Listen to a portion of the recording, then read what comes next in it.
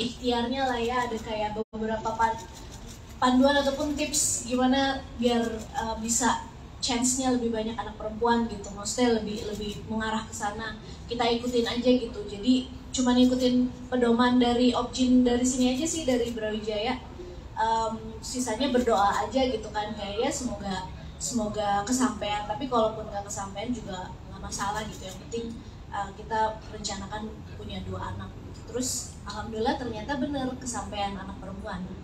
Dokter, proses kelahirannya ini Tasya gimana, ada kesulitan nggak sih? Terus sampai dia katanya kelayangan gitu gimana?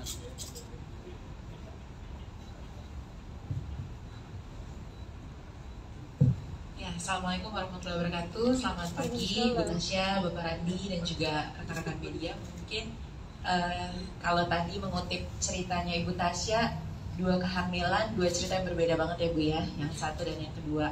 Mungkin proses secara detailnya nggak bisa kita jabarkan di sini karena juga menyangkut hal-hal klinis gitu ya. Tapi memang terkait prosedur sendiri, memang ada perbedaan antara prosedur mungkin waktu lahiran baby R dengan saat ini. Karena saat ini di 2020 sampai saat ini itu berkembang pesat prosedur ERAS. Prosedur ERAS sendiri memang tujuan utamanya adalah mempercepat penyembuhan dan meningkatkan kenyamanan kepada ibu dan kepada ibu sehingga mempercepat proses pemulihan. Nah, itu harapannya sehingga si ibu bisa segera bisa hands on ke bayinya, bisa lebih merasakan happy selama persalinan.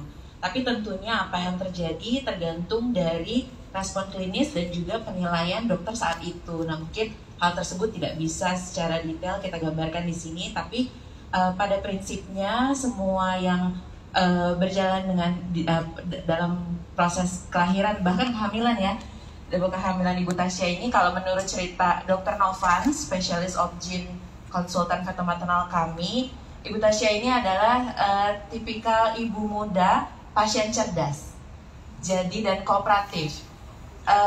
Selalu bertanya terkait proses kehamilan, selalu bertanya terkait proses kelahiran, dan itu salah satu hal yang menjadi temuan baik ya dari dokter Opjin dan juga tim seluruhnya gitu. Jadi merupakan tipikal pasien yang mau banyak tanya dan mau banyak mengetahui proses persalinan gitu. Jadi mungkin kalau kemarin ada beberapa hal klinis yang terkait gitu ya Bu, itu juga bisa merupakan satu hal yang yang tidak bisa dielakkan saat itu. Termasuk juga kalau tadi cerita tentang baby yang dinicu, kalau boleh cerita sedikit, itu juga merupakan adaptasi yang cukup normal.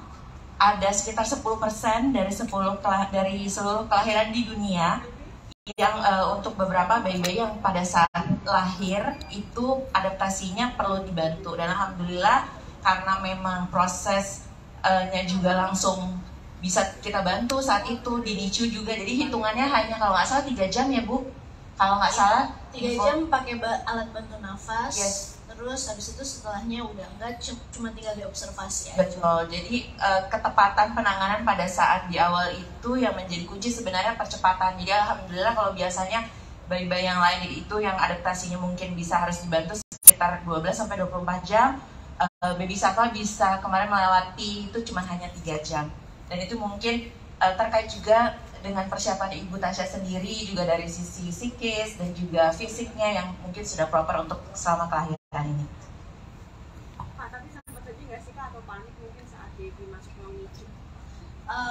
Aku tahu sih kalau lahiran di sini pasti dihandle sama dokter-dokter yang terbaik, makanya aku juga pilih lahiran di sini karena aku tahu fasilitasnya memadai, dokter-dokternya juga kompeten. Jadi aku lebih kayak percayain aja gitu. Kalau misalkan mereka bilang memang butuh tindakan ini, ya berarti emang butuh, dan it's the best possible care that I can get gitu. Jadi aku nggak terlalu khawatir sih. Pastinya ada khawatir lah ya, namanya seorang ibu, kayak ini is she okay gitu. Dan alhamdulillah dokter-dokter di sini juga menjelaskan dengan sangat jelas gitu, kayak apa yang sedang terjadi sama bayinya, bahwa ini sesuatu yang cukup common, cukup normal, tapi kita mencoba untuk memberikan penanganan secepat mungkin, makanya harus dinicu. Yang itu membuat aku menjadi lebih tenang gitu. itu aja sih, menurut aku nggak yang terlalu panik gimana gitu, karena aku sangat terinformasi soal